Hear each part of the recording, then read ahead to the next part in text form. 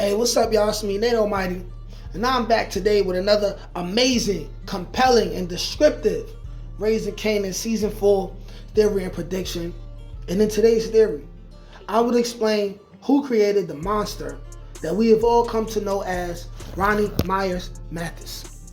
And that person is none other than the mother of both Ronnie and Unique Mathis, a woman who was mentioned for the very first time in Season 3 by Ronnie himself, but so far has not been named.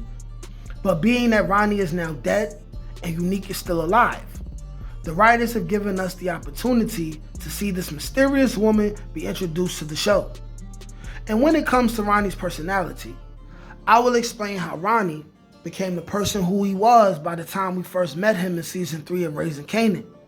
Now remember, Ronnie as a character was presented to us in the same light as a serial killer, and therefore, he bears a striking resemblance to the characteristics that we can find in real-life serial killers that we know of in both American and world history. And I'm willing to bet that he suffered the same upbringing as many other serial killers.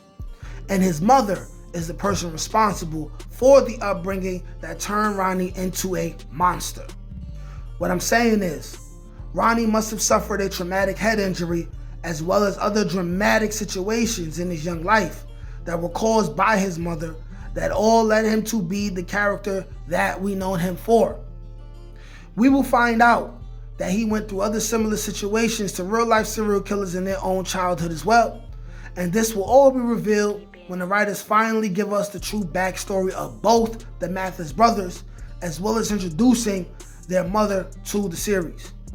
All of that, including what will be the perfect way the writers will bring the Mathis brothers' mother into the story, I'm going to present to you guys right now. This video is going to be another banger, so go ahead, like, share, comment, subscribe, because this one's going to be a doozy, and it's going to make you think. Now, without further ado, let's get to it. All right, now, people, let's break it down like this. Now, if you're someone who's like myself, and you have seen many documentaries and movies about serial killers, both fiction and nonfiction, almost always they grew up under similar conditions. A broken home with one parent or two horrible parents, heavy drug or alcohol use in the home, sometimes having to be raised by the grandparents because the real parents fucked up and lost custody or never wanted the kid in the first place. And the two things that should be focused on the most: sexual abuse as a child, and or the child was in a situation where they suffered some form of blunt force trauma to the head. When it comes to Ronnie, the way that he acts can easily be attributed to several of the factors I just listed. We know he's a black man in the projects in the 90s, so most likely both him and Unique grew up without their father. Whether he died or just plain old left is yet to be seen. But clearly, the man was not there at some point after Unique was born, making him very protective over Unique in the way that Panessa described last season. Because we all know, when Raquel was trying to accuse Ronnie of killing Unique, she said no. Ronnie would never do that. He was so protective of Unique that he would try to beat up anyone who ever even looked at him wrong when they were growing up. But like I said, so a broken home, check. Next, we can almost know for sure that the Mathis brothers' mother was abusive as well. Violence is a learned behavior, and the parents are a kid's first teachers. The mom is the baby's first teacher. She had to have been very despicable to Ronnie in order for him to damn near hate Famous just for saying that his own mother loved him. Ronnie was very jealous at that moment, right? And he compared his own relationship with his mother to that of Famous and his mom.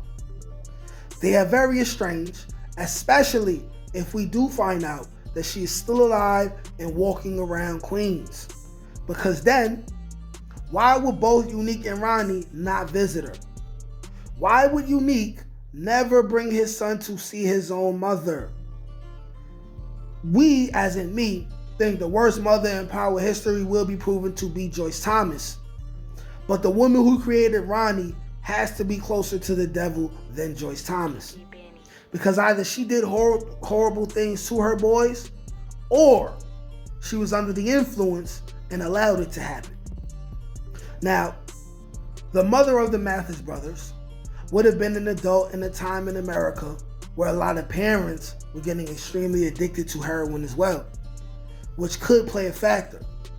And just like some known serial killers in real history, and just like other parents who were on drugs in real life, some had parents who let adults sexually abuse them in order to get a quick fix. This would explain Ronnie's dissociative personality that other abuse victims share, and the reason why he seems to especially have a disdain for women besides Juliana. And if he's not gay, then there's a reason why he just doesn't care for women or being close to them romantically. And then at the same time, there are real serial killers in history who were abused as kids and later identified as gay even if they were on the down low. People like John Wayne Gacy. Everything about Ronnie, from his walk to his talk to the way that he did his murders to the music in the background whenever he was on screen, was meant to give off the same vibe you get from, for example, watching a movie like Halloween. Now, aside from the movie, amazingly, you will also find that a bunch of serial killers have suffered some form of blunt force head trauma, whether it was by accident or because their parents were abusive. As psychologists have often tried to argue that due to the injury sustained, that it caused the killer to lose the ability to have empathy, and their rage was amplified, and it made them sociopaths, leading them later to be psychopaths. So it's not a reach to suggest that if nothing else, Ronnie's mother was extremely physically abusive in the home and took it too far one day and still doesn't hold herself accountable for it, even if she is now clean in the current Raising Kanan timeline. Because what mother would want to have the credit for creating a monster like Ronnie Mathis? And now, let's talk about how this mysterious woman will be easily introduced to us in episode 1 or 2 of the new season.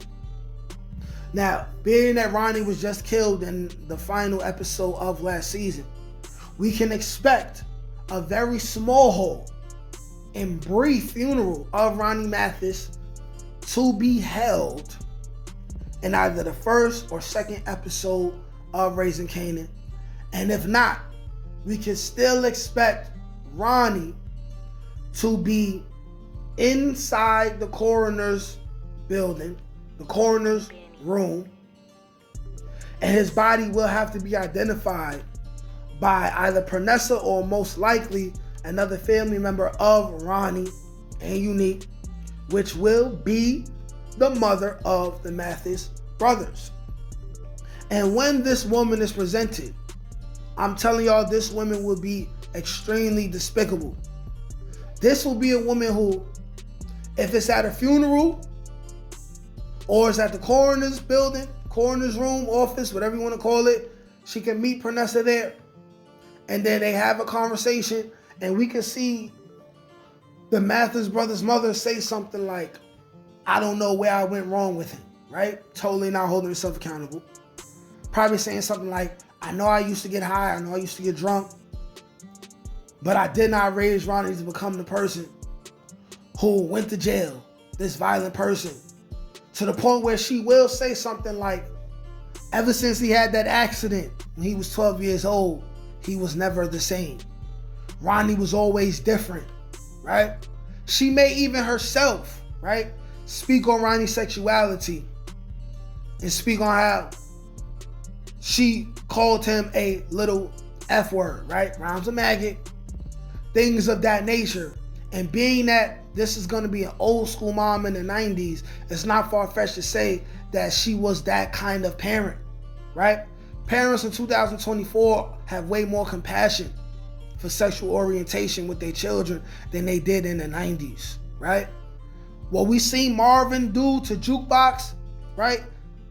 people who come from the parental generation, right, that the Thomas family grew up in are the same. That's where he learned that from, right? We may even find out that Joyce Thomas and the Mathis brothers' mother also knew each other, right? And we will then see her explain a little bit on how Ronnie came up, how Unique came up. We're probably gonna find out that Unique was the favorite, things like that. But that's my theory. Y'all let me know what y'all think in the comment section.